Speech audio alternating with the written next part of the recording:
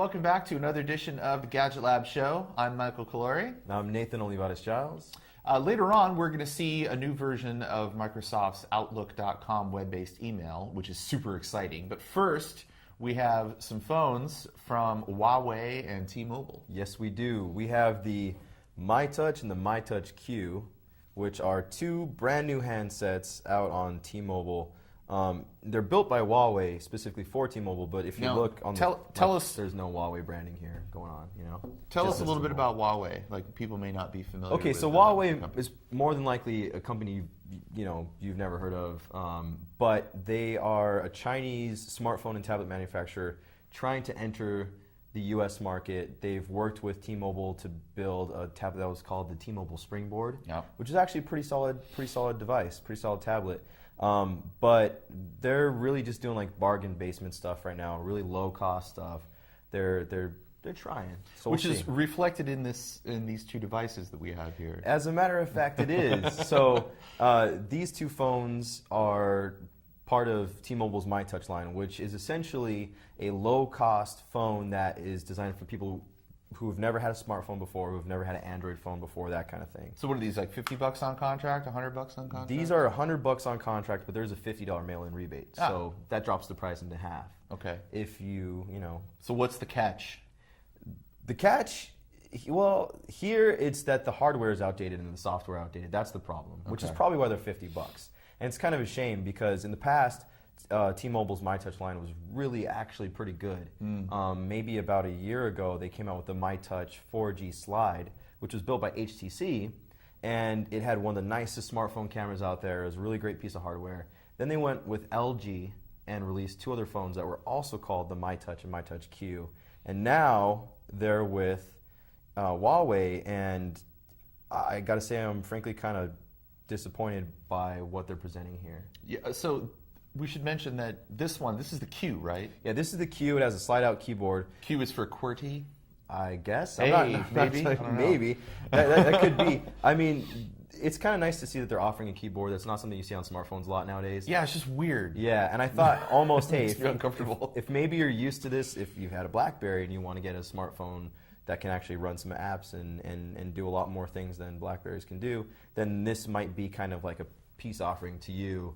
But, yeah, that's the difference here. They're the exact same phones. The Q has the keyboard, the regular MyTouch sans Q, no keyboard. And I understand why they're still making devices with keyboards, because, with the 2-year cycle of phones, like 2 years ago, there were a lot more phones that had physical keyboards than there are now. This is true. So people may not quite be ready to give it up, but yeah, come on, just give it up. Yeah, the beef that I have with the MyTouch and MyTouch Q is that you're going to have to live with these phones for the next 2 years if you sign a 2-year contract and you get it for $50. It's an enticing price. But the thing is that these phones already feel maybe a year or two behind the times. The problem is here you're running Gingerbread, which is 2 generations old for Android now. Yeah. And you have like a 1.4 gigahertz single core processor. That's a little behind the times. That's going to feel really bad in about 6 months. You only have 4 gigabytes of included storage, although there's a micro SD card slot, so if you want to expand, you can.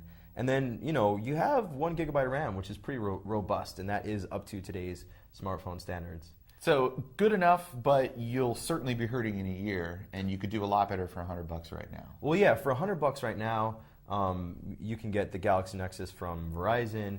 You can get the Atrix HD from AT&T.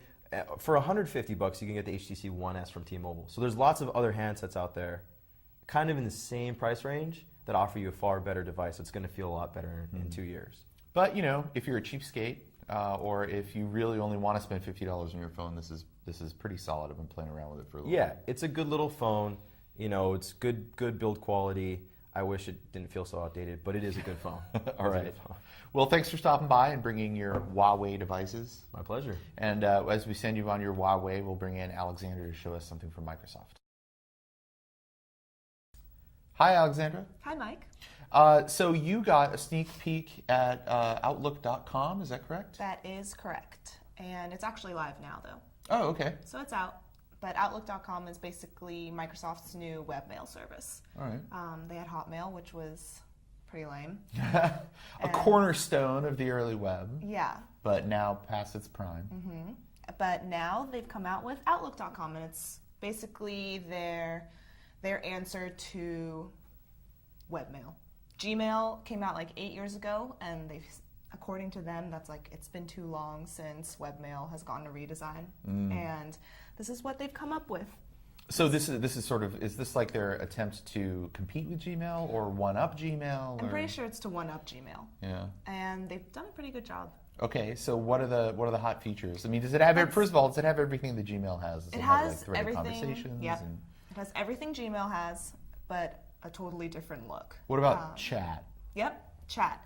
So it features Facebook, Skype, and then I want to say Messenger, which I don't use, but people in other countries do. Yeah, I'm sure people love it. But yeah, so you can chat through all of those services. That's cool. But you can't tap into Google Talk, which can be a drawback for some people. I see. I mean, if you are a Gmail user now, it's hard to think of a reason why you would want to switch to Outlook. But I think people are interested just because like 1 million people signed up. Right. In 6 hours. It also seems like it's tied really closely into Microsoft's other online services. Yeah. Like there's document sharing. If people want to send you photos, it operates with SkyDrive. Is that right? Right. Yeah. And one cool thing, so you can open Word docs, Excel, spreadsheets, and PowerPoints like in the actual webmail browser. And then if people send you photos, it'll you can play the photos in a slideshow format that overlays Outlook. That's very cool. But only if you have Silverlight, right? Yeah. Yeah, some people are missing out on Silverlight, but I mean, there's still plenty of features in here, so if you can live without the animated Flickr slideshow, you're probably okay. Yeah. I mean, it's super clean looking. That's one thing that I really like. I mean, it has that whole Metro design, very flat, boxy, no unnecessary lines, which you can see there. And it's designed to work natively on touchscreens and on tablets, right? Which I think is pretty important considering that we're either going to be seeing tablets or touchscreen computers when Windows 8 comes out. Yeah. I mean, they've made some sort of custom features for touchscreens. It's still easier to use with a mouse, but it's definitely usable on this tablet at least. That's very cool. So since it's a web app, it's easy for them to make updates and push them out whenever. So we expect to see a lot more features in the future. Right. One other thing that we should mention before we leave is that we just had a redesign on Gadget Lab. So if you go to wired.com/Gadget Lab, if you're not there right now, you'll see that the whole page has been redesigned. There's big stories and big art at the top, and there's little sort of aggregation posts on the side. Click around. Let us know what you think. Leave a comment. We are always eager to hear your feedback about what we're doing on Wired. Also, we should mention that Christine is not with us this week because she's down covering the trial between Apple and Samsung and their never-ending, long, ongoing patent disputes. So she'll be back next week on the show to give us a wrap-up of all the news coming out of that trial. Until then, we'll see you next week.